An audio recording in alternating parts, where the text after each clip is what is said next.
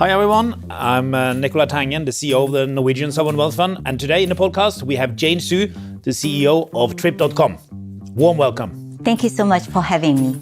Now, I think this is the first podcast you ever done. That's right. That is so much fun. Thank you. Now, you built Trip.com into one of the world's largest travel companies. We are the lucky owner, or more than 2% of the company, or roughly $700 million US.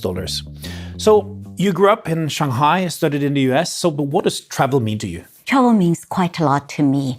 Maybe I can start with my journey on travel. I was born in Shanghai and went to Peking University Law School. And during my second year, one of the professors from the USA wanted to come and select one students to go to study in the USA. And I was very blessed for the opportunity to go to study in the USA. Why did he pick you think? Because I'm always very curious and ask questions when my professors was presenting. So when I arrived in the USA, China just opened the door. It was only early stage of the open door policy.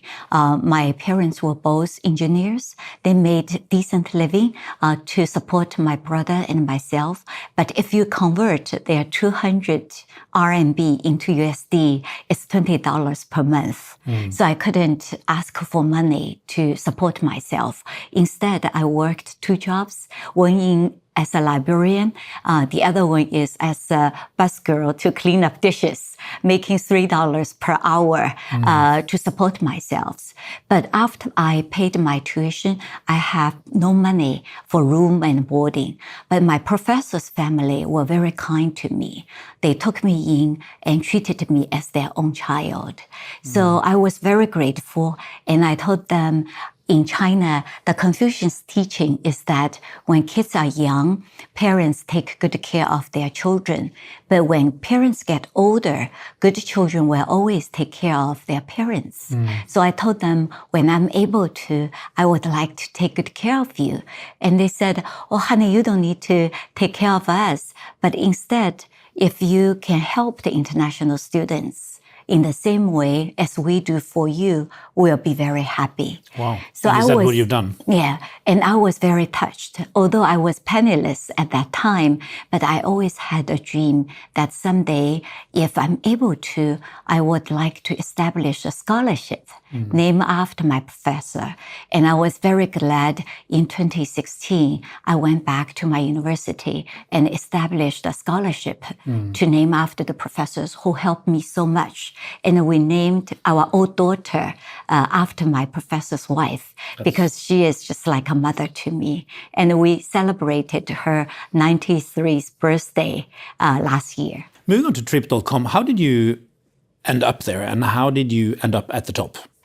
In 2005, our board was looking for a CFO, and I was very blessed for the opportunity to become the first female CFO in the China market. When I made the decision, I asked myself 3 questions. First of all, would you like to spend time in Asia? At that time, Asia is growing very fast. So I thought that's a good market. And with my bilingual background, bicultural background, it's good to be a good bridge between Asia with the rest of the world. The second question I ask myself is that if you want to be in Asia, what industry do you want to be in?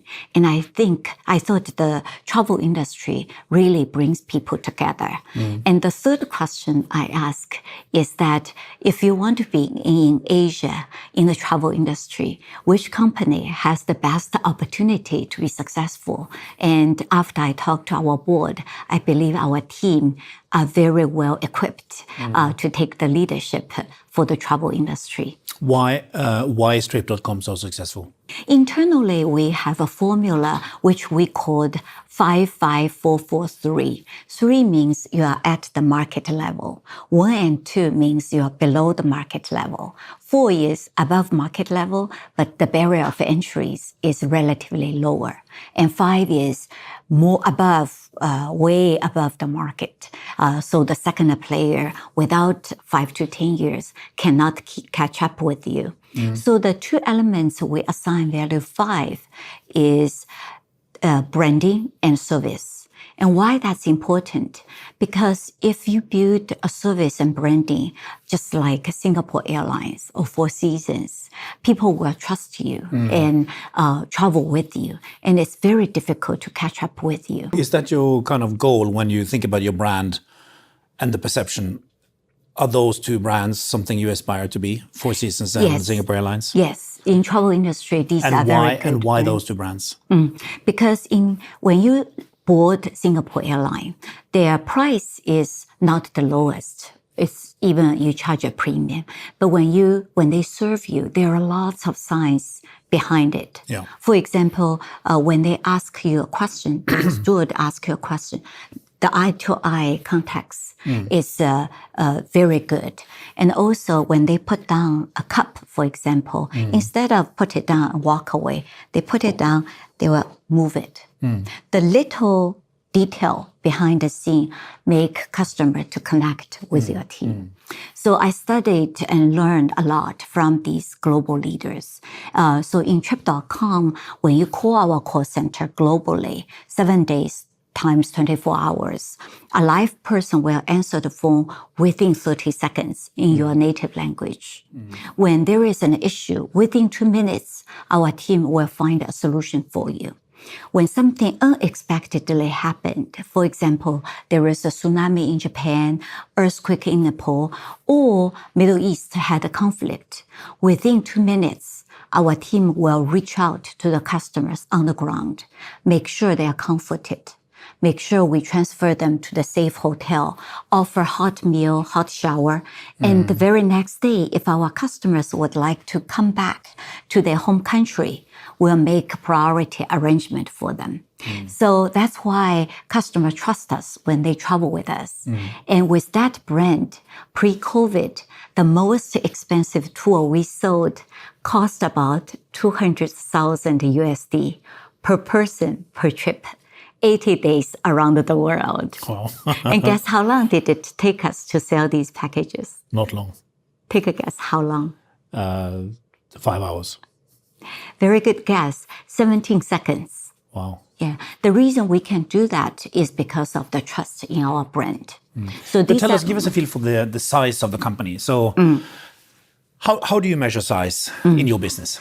So in terms of GMV, total proceeds, we are about... So that's the total sales of your products? Correct. The total proceeds we bring to airlines, to hotel partners, rental car business, local tour operators, attractions. That total is about 160 billion USD. In terms of our revenue, our commission, it's about 6 billion USD in 2023. And bottom line is 2 billion USD. And how exactly do you make money? We charge a commission. So when we sell a hotel rooms, hotel will pay us a commission as a sales channel. So we talked about the two elements we value 5. The other two elements we value 4 is technology and products. We have about 10,000 engineers globally to invest heavily to innovate our product and take care of our customers. But once the product is released, people can copy it. So the barrier of entry is not as high as service and branding, but still it's very important. The last elements is pricing. We value it at 3 at the market level. As the largest player, we can always ask for a very good price for our customers, but we never brand ourselves as the lowest price leader in the market. So when you ask why Trip.com become a very leading player in the travel industry, because of our focus in service and branding, product and technology, and also parity in pricing. So when you grow, what are the growth factors? Would you have, do you cover now all destinations, all airlines, all hotels? Yes. Okay. Yes. So our growth strategy is to provide a one-stop shopping platform. So for example, when a customer fly from Shanghai to Oslo, if he or she is booking a business class or first class tickets, we'll recommend a 5-star hotel to him, Intercontinental Hotel, for example. And then we'll calculate the distance distance between the Oslo airport to his hotel and send a car to them. And when the customer check in, we'll recommend a very nice restaurants for them.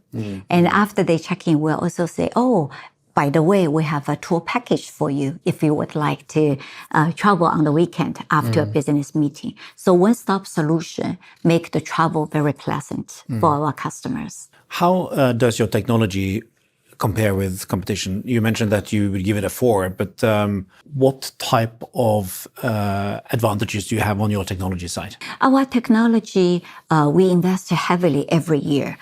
We have about 10,000 engineers. We use AI to improve our efficiency. The AI is used for 4 areas. The first one is the user interface. In the past, we need to do search. For example, I'm coming to Oslo with 2 kids. I would like to have a hotel with 2 beds with a swimming pool.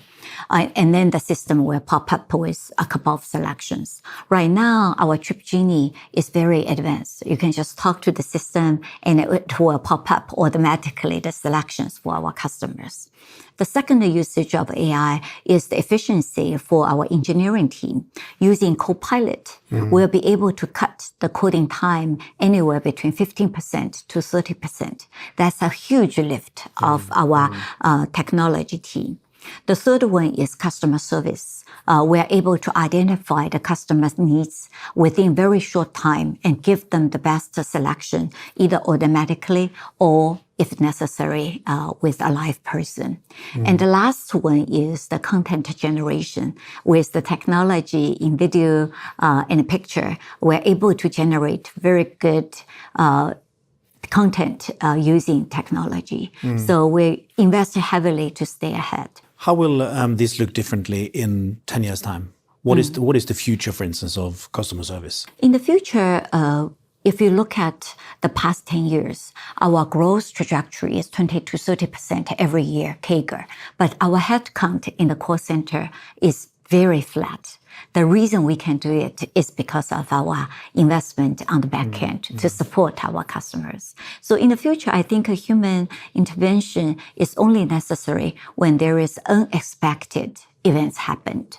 Hopefully, standard transaction can all be handled very smoothly through technology. Now, customer experience, I think it's so interesting. And there is this book called Unreasonable Hospitality about this famous New York restaurant.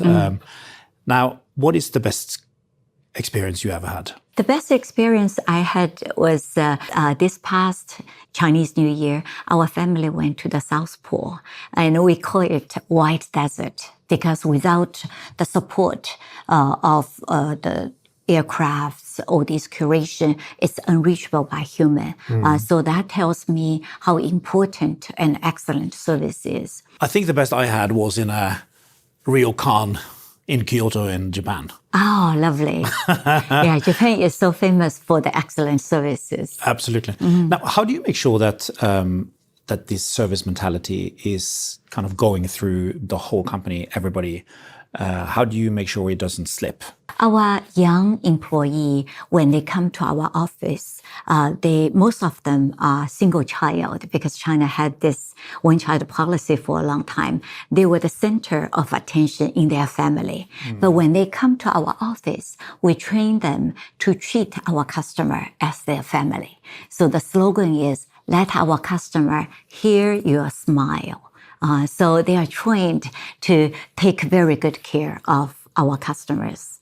Do you think it's more difficult to get young people now to have that attitude? Different years have different challenges. When we first established the company, young people who are from the remote area come here, they want to make money and send it to their family. So if you give them enough bonuses, young people are very willing to work overtime, work on the weekend, or work on the evening shift.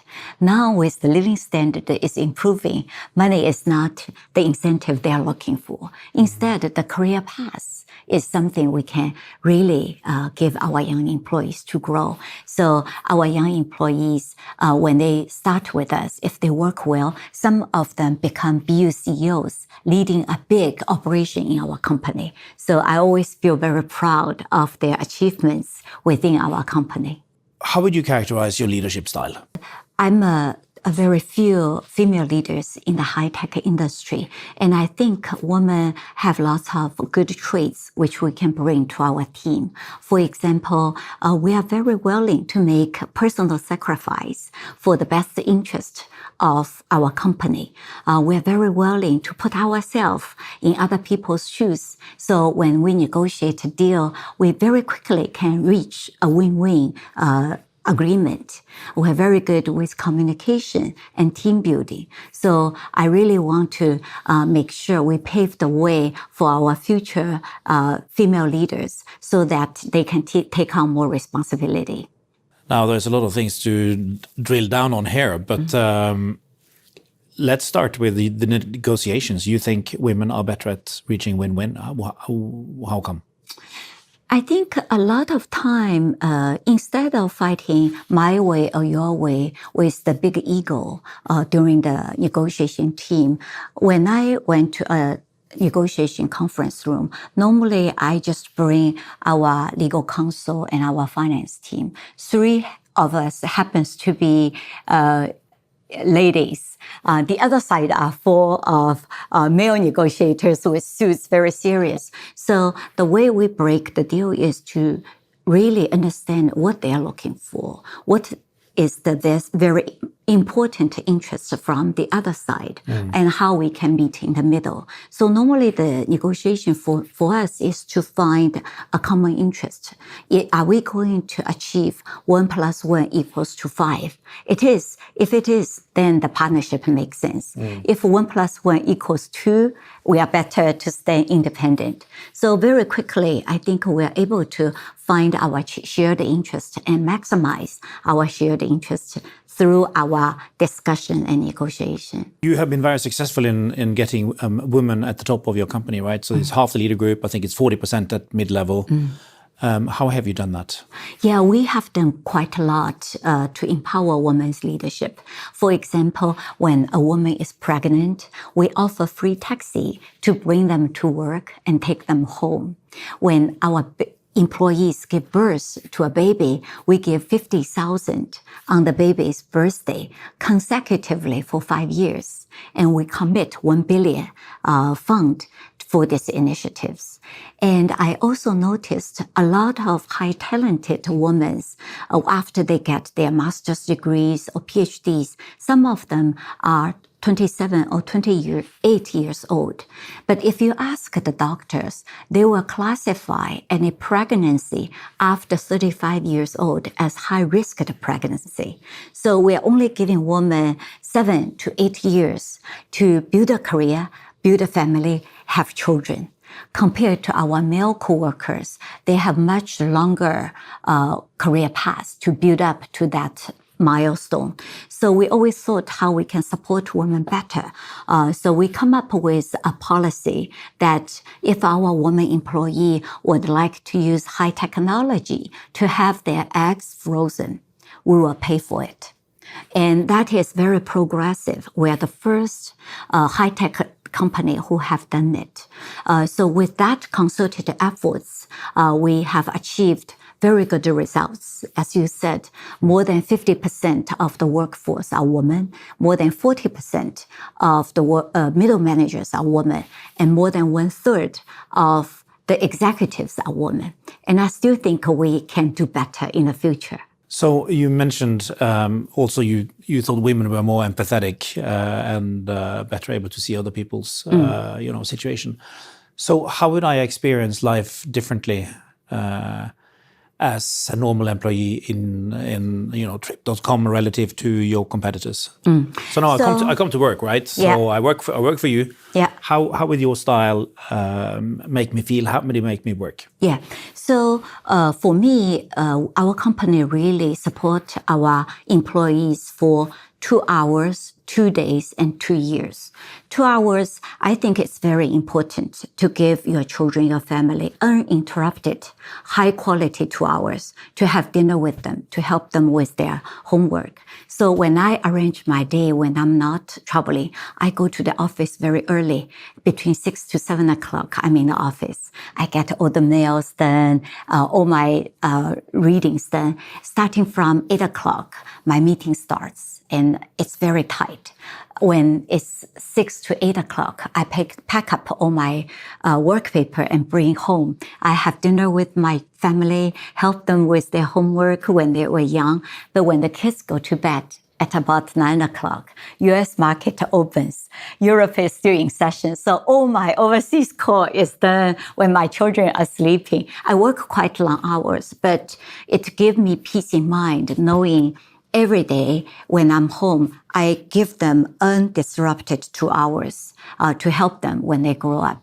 Even today, now they are in college, they're very appreciative of my commitment. So 9 o'clock you start to work again, and you work until when? I work until midnight. Sometimes if there is a deal, we work overnight. But I think being a CEO, it can take you 24 hours nonstop.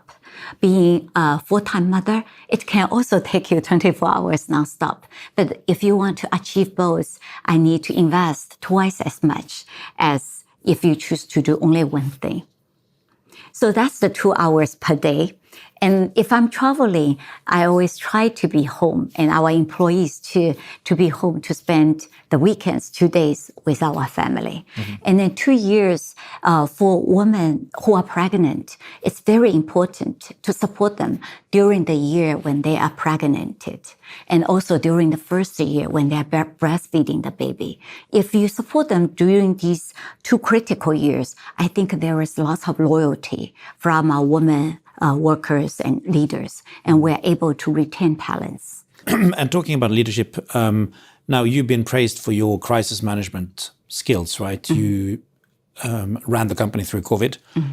Perhaps the most challenging time for a travel company ever, right? It is. What's the key to managing a company in time of crisis? So our philosophy is customer first, partner second, and Trip.com the third. And if you remember, on the Chinese New Year's Eve in 2020, we locked down the border to prevent the disease from spreading. Mm. And Chinese New Year is always the high season for travel. Millions of customers already paid their packages, so they demand a refund. But at that time, the money already is given to the airlines and hotels. So we need to make a very quick decision. What do we do? Customers are innocent. They pay the money, now they cannot travel, but we don't have money. We already give it to the airlines and hotels. So immediately, within 5 minutes after our executive's decision, we made a decision. We need to take the leadership, provide a full refund to the customers. So cumulatively, we borrowed 20 billion to advance our refund to the customer. Now business is back. Customer really trust us. They come back to us. The second thing is partner the second. And during crisis, we noticed our small and medium-sized business partners were very short of cash. Mm. So we established a 2 billion partnership fund to help them with cash flow. Mm. Now, business is back. All the partners would like to team up with us, provide the best products to our customers. And the third thing is Trip.com, the third. So at that moment, our revenue dropped down to 0. Yet we have 35,000 employees to feed. Every employee has a family behind them. So we thought about what we can do. So our chairman and I volunteered to our board. We will take 0 salary until industry recovered. And our VP immediately echoed with us. They said, we'll take 50% salary cut. And our employees also echoed with us by telling us we will work 4 days and take 1 day off, or work 3 days, take 2 days off. In reality, everyone was very busy taking care of our customers. We work overtime, but that's the way we tell our board and our shareholder, we're here together. will weather the storm together. So sure enough, after 3 very difficult years, we come back, industry is recovering. We are able to take our customers to travel around the world again. Well, it's a very strong testament to your corporate culture. Now, how would you define the corporate culture? Our corporate culture is customer first. We need to have the big companies discipline and focus, but we also need to have a startup company's passion and innovation. And how do you create that? So inside our company, we have Baby Tiger program. So for example, small business, rental car business. When they start the business, it was very small. We give them a CEO, CFO, and a CTO. They can run as a very small startup company. We give them the funds. We take care of all the corporate factions, for example, marketing, legal, contract negotiation. We have a big team to support them. For them, they just need to make sure this product is fine-tuned very well. So that enables us to have the ability to launch 70 products simultaneously. But meanwhile, our commitment to the customer is the same. It's the big BU like hotel and flight have very matured processes for quality control. But just because you're a small business unit, you also need to adhere to our principle to put our customer in the very center position. Now, how do you screen for those type of people? What do you look for when you hire? So now you're going to. So now I'm applying for a job, and I now have an interview with the big boss. Just what kind of questions do you ask me? We look at the employees for 4 very important criteria. The first one is integrity. I think of integrity enable us to have a very open dialogue, very transparent, and we can work together very well. The second one is hardworking, because GDP is created by people. So hardworking spirit is very important. The third one is curiosity. Always ask good questions, being very curious, understanding the new trends, what our new customers is interested in. That enables us to explore new opportunities.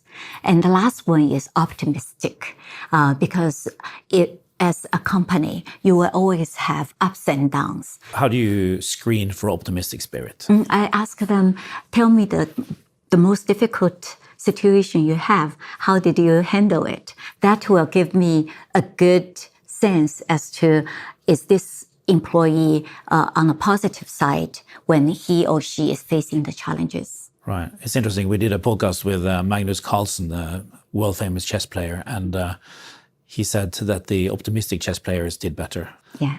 More aggressive, and in the investment market, optimistic investors make more money. Yeah. So what's the most difficult thing you've been through, and how did you handle it? I think COVID is the most difficult thing for the industry, for the whole world. I think we handled it very calm. We also built a very strong team during COVID. Instead of letting people go, we really focused on how we can run a very lean operation. And we were very innovative. Even during COVID, when the hotel are closed down, attractions closed down, our chairman lead the efforts to dress up in different costumes. We bring limited traffics to the hotel resorts, upsell for their not only room nights, but also meals, because during those times, any cash flow to our hotel partners is very precious. So innovation and commitment for our industry is very important. How transparent are you in your company? How do you share information? We're very transparent. Our philosophy is we need to scientifically manage our company. So number speaking, we use number for all the analysis. So a company, a BU, if they tell me, oh, the opportunity is great, that doesn't get you anywhere. You need to show me the number, right? I've listened to some of your speeches at some of these industry gatherings, and you talk about numbers all the time. Because I have a finance background, so I always focus on numbers. So if you show me a very high ROI, of course, the resources is strongly behind you. But if the ROI doesn't make any sense, no matter how good the story you're telling the team, it doesn't ROI, make. return on investment. Yes. Yeah. What are the numbers you look at every day? I look at the industry growth. So, for example, we look at the baseline, how fast the GDP growth it is. So maybe around 5%. And then I also look at the travel industry. Normally, travel industry can be a couple of percentage above GDP growth. So somewhere around 8 to 10%. And then our team needs to execute very well to grow faster, lead the industry recovery. So we probably will target at somewhere between 15 to 20% CAGR going forward. And every day you come to work, what are the numbers you look at? I look at the gross proceeds we bring to our business partners. That's the most important items I look at. Moving on to the travel industry just now, what are the trends you're seeing? The new trends, I classify them as 3 E's. The first one is event-driven. So young people are very interested in concerts, music festivals, sports events. So events-driven traveling is very popular right now among our young travelers.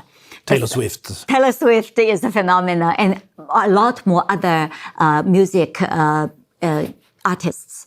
The second one is more experiential travel. So wellness travel, ski in the winter, diving in the summer, hiking in the spring becomes also very important. We need to support our customers for these type of tools. The third one is eco-friendliness travel. Our young people really focus a lot on that. So we offer electronic vehicle for rental cars. We encourage our hotel partners to install a solar panel to reduce emission. And in terms of Chinese travel, how is that developing just now? Oh, very well. So we look at both demand side and the supply side. On the demand side, the search volume for overseas outbound travel far exceeded 2019 level. So the demand is there, the buying power is there. I was with the executive in the Dubai airport. They are telling me that the customer's buying power from Trip.com is 2 to 3 times as high as the average buyers in their airport. Oh, wow. So they love to bring Chinese customers to the airport. It helped them with their sales volume. However, on the supply side, we still have 2 major bottlenecks. The first one is the visa application. Some countries give free visa, like Abu Dhabi, UAE, Saudi Arabia, Qatar, Singapore, Malaysia, Thailand. They are doing very well. But some other countries still have a long pent-up demand, such as Germany has a long waiting list for 6 months. And some other countries, Switzerland does very well. Within 7 days, you can get a visa. If you use expedited services, you can get the visa within the same day. So why does Germany have such a long waiting list?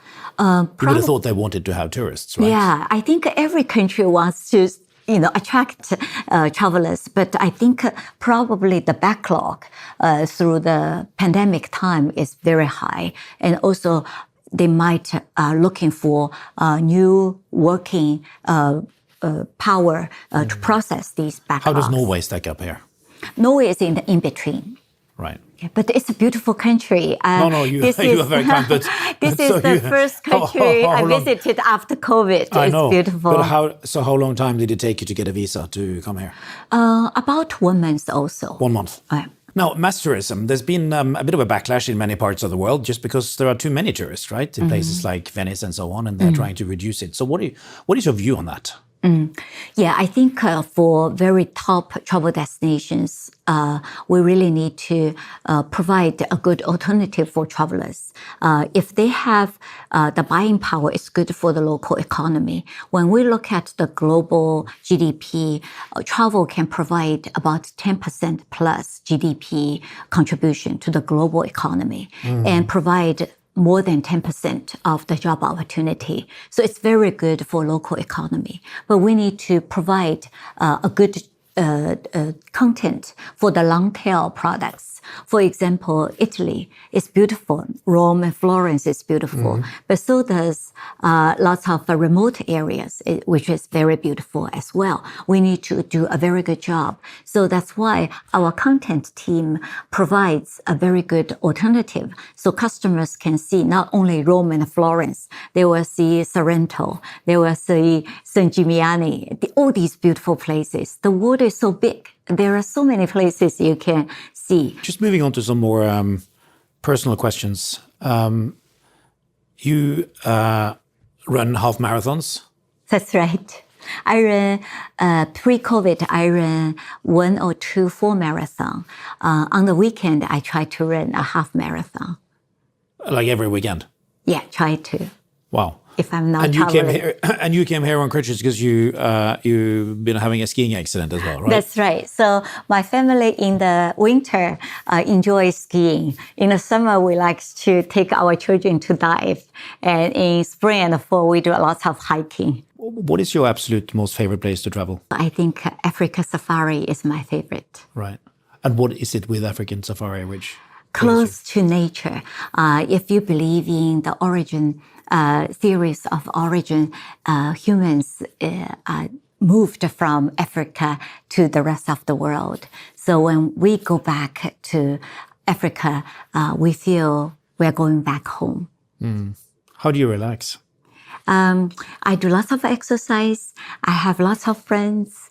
I have spent quality time with my families, and I read a lot. What do you read? When I was young, I enjoyed Tolstoy's 3 masterpieces, and War and Peace is my favorite. Now I read Henry Kissinger's Leadership, and I also read a book to help health. For example, Outlive, it's a very good book, and also Anti-Fragile. It's good for personal health and also very good for the health of our company and the community. Are you going to write a book? Yes, when I have more time. And what will you write about? I want to write what I have experienced. I think our generation is very blessed. My grandmother, she was very talented, but she was taught to stay at home to take care of their children. And my mother was very talented, so they were the generation who were taught women can hold half of the sky. So she became a chemistry engineer, but she could only be an individual contributor.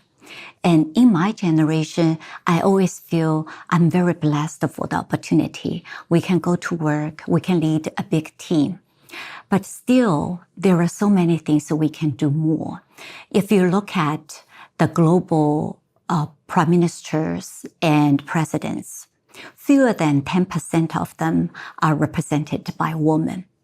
And I always imagine if we can have 50% of the prime ministers and president represented by women, will we be able to find a better solution, a peaceful solution for many of the issues and many of the conflicts? Will we have a better world because of the representation by half of our population? How many women, how many mothers would like to send their sons to fight a war, to sacrifice their sons? So I think there are much more we can do, and I want to contribute my efforts to this cause. Well, I think that's a fantastic place to end. So a world with more female leaders will be a better world. Thank you very much for your support. Thank you so much.